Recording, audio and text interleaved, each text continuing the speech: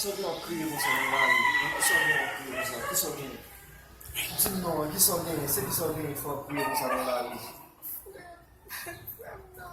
Ki es fwe yo?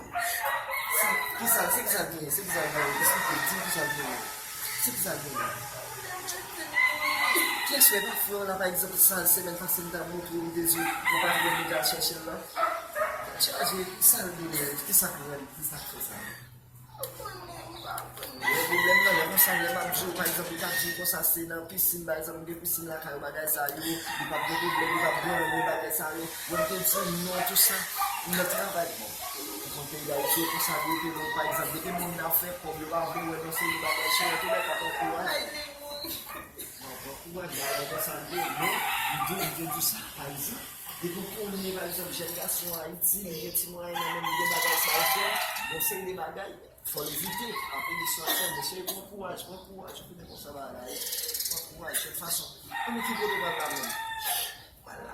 On a les bonnes la caille de bon courage, on peut passer tout ça va là.